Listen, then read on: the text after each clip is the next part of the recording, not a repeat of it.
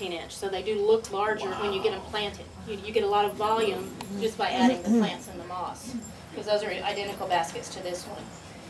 But again, weight is something you need to consider with hanging baskets. When you get moss and soil and lots of plants in there, a large basket can weigh a considerable amount. You know, something like this is probably going to weigh 50 or more pounds. Something like this is going to weigh 150 to 200 pounds. So if you're doing big baskets like this, make sure that you have the location that can support that kind of weight. If you'll notice on this basket, what I've done is I've got it on a stand for support, but it's also on the hooks here. And the reason I have the stand under this one, these hooks are not really strong enough to support that kind of weight for any length of time. So that's just kind of an extra support to take the weight off of it. If I were going to display this basket, I would go to the hardware store, get a really heavy chain, and you'd want to wrap it around a large branch like on an oak tree or a sturdy piece of wood or something, because it's going to take some you know, considerably sturdy structure to hold it. But you know, you can go and you can purchase chains that will hold, you know, several hundred pounds, and make sure you're getting something that can support the weight. Other things that you need to consider, there are different types of hooks. If you're going into a beam or something like that, you can do a hook like this, but make sure that the one you purchase is strong enough to hold that kind of weight. Particularly if you're hanging things in your trees, you need to protect the tree bark, and that's the reason what I recommend doing is going to the hardware store, get a length of chain, and either purchase it that's already wrapped in plastic, because you don't want to take a chain like this and put it around the bark of your tree, because it'll etch the bark and damage the tree. Particularly if you're dealing with live oaks, you could have issues with oak wilt. So you do want to make sure you've protected it.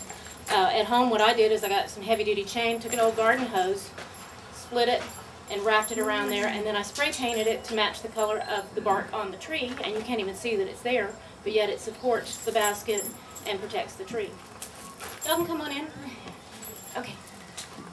So anyway, that's definitely consider weight, and also consider location when you're looking at size, because a small basket, say something like this, really needs to be appreciated up close. You know, if you take this and stick it out in an oak tree out in the yard, you'll never see it.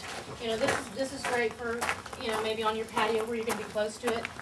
Something this size, if you want to make a statement, you hang some big baskets like this in your trees and you can see them, and they'll just get bigger and fuller. These have not even grown in yet. I just planted these baskets yesterday. So these are not even to the size that they're going to be when the plants grow in.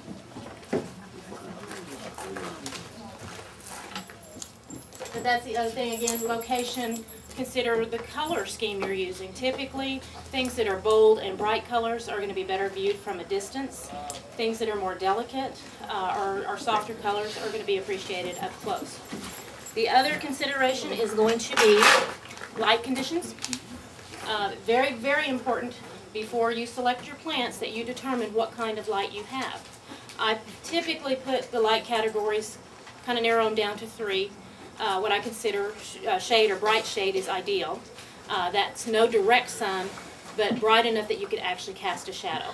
Most of your shade-loving plants will thrive in those kind of conditions. Plants that will do well in those conditions would be things like impatiens, caladiums, your ferns, your ivies.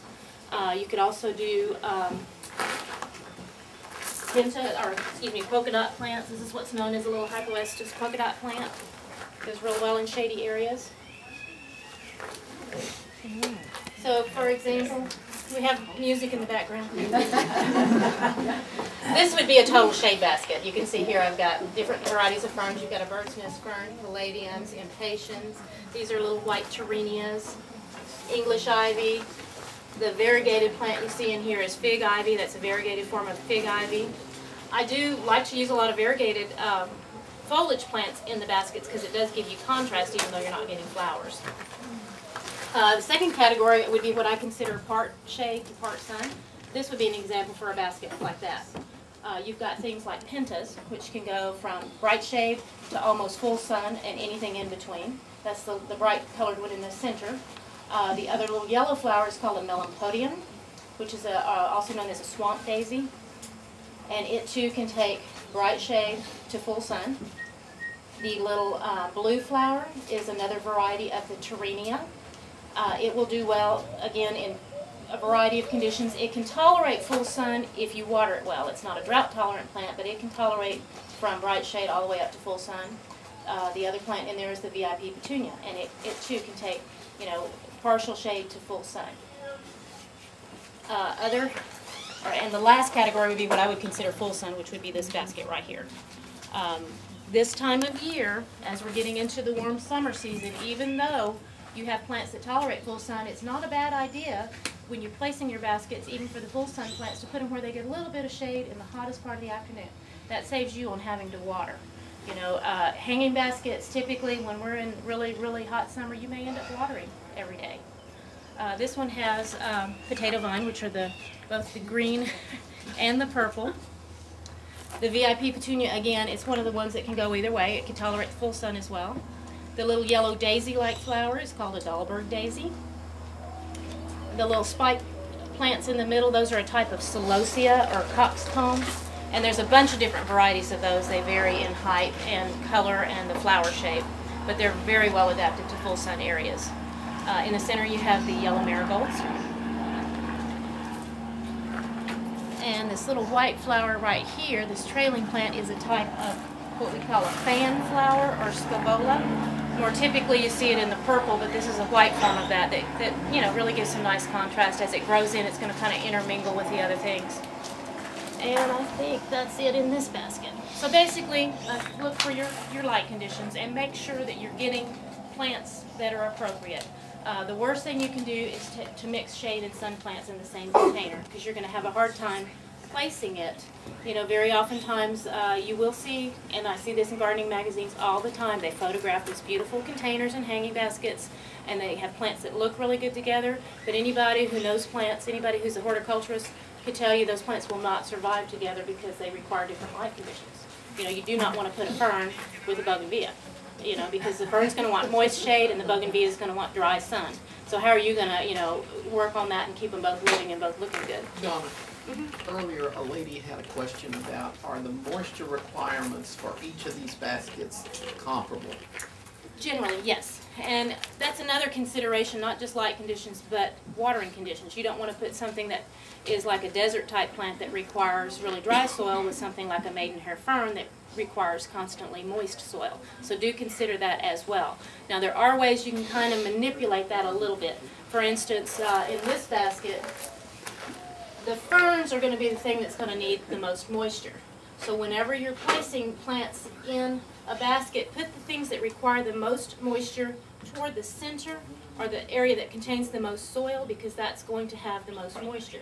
Things that require a little bit drier can go down on the outside edges. Like the English ivy can go drier than the ferns can, but when you place things on the outside edges or the lower portion of the basket, that's going to tend to be the area that dries out first because there's more, you know, the wind hitting that. But anything in the center of the basket is always going to stay a little bit moister than the exterior.